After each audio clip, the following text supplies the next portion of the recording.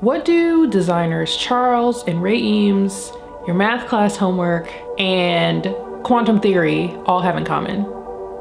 Give up? It's the power of 10. Or maybe I should say it's the film The Powers of 10, the relative size of things, and the effect of adding another zero. Longest title award goes to Powers of 10.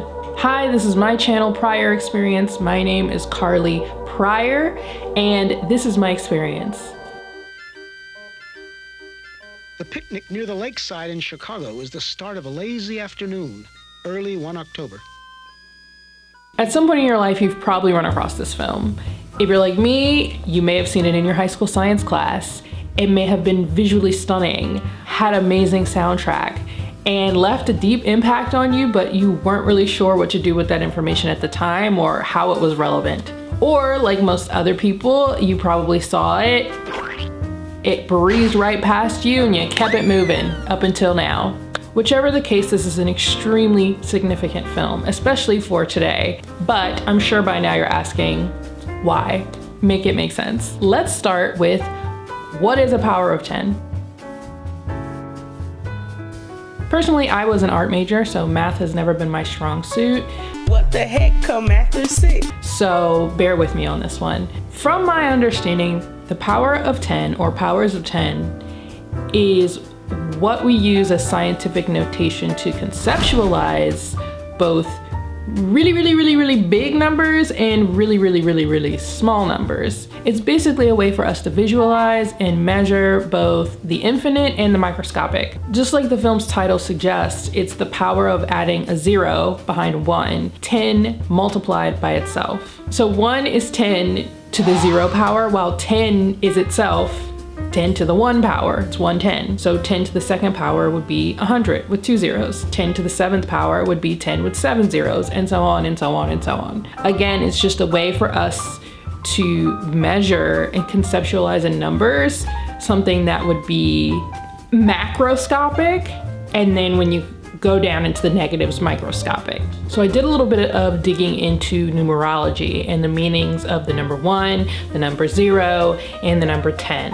Just to start off with, let's go with the number 0. The number 0 is representative of wholeness, completeness, of nothing, of everything.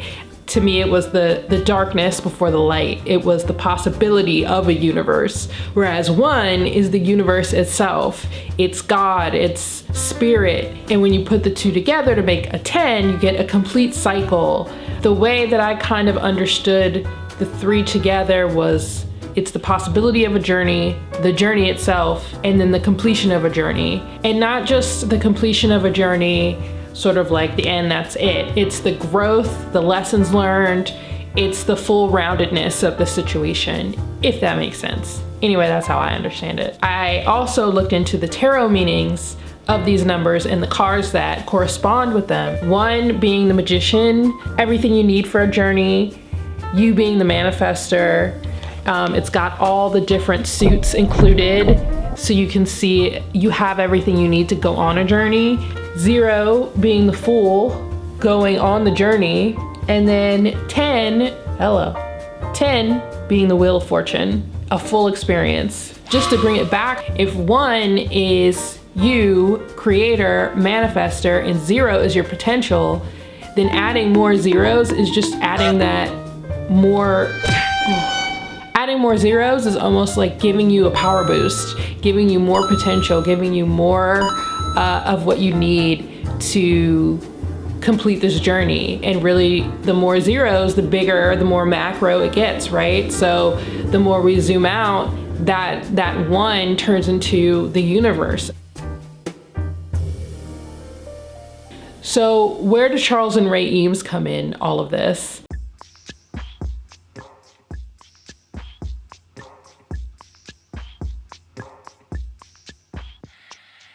Charles and Ray Eames are legendary designers. They revolutionized architecture and furniture design, but you may not have heard that they also dabbled in filmmaking. They made over 100 different films spanning different subjects, from explaining design principles and theories to explaining complex scientific theories, such as the power of 10. This specific film was an adaptation of a book, and it wasn't just a simple narration of the contents within the book, it was a whole production. The narrator was Philip Morrison, who was a professor at MIT. He was also known for work in both quantum physics, astrophysics, and nuclear physics. The score for the film was done by Elmer Bernstein, whose music can be heard in numerous famous films from The Ten Commandments to Ghostbusters. And it was produced by IBM in Pyramid Films, who has a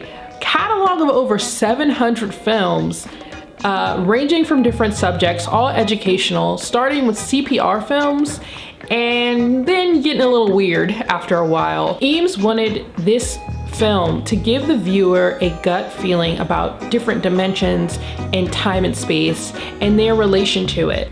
This film has been referenced, remade several times, played in museums, local high school science classes. It has left a cultural imprint. So much so that the Library of Congress has deemed it a film of historical, aesthetic, and cultural significance. And it's even more relevant today as more and more people get into spirituality, into manifestation, into the idea of as above, so below, which I think this is the perfect visual reference for that. You literally see how the universe is mirrored in our own internal systems. So what does all this mean?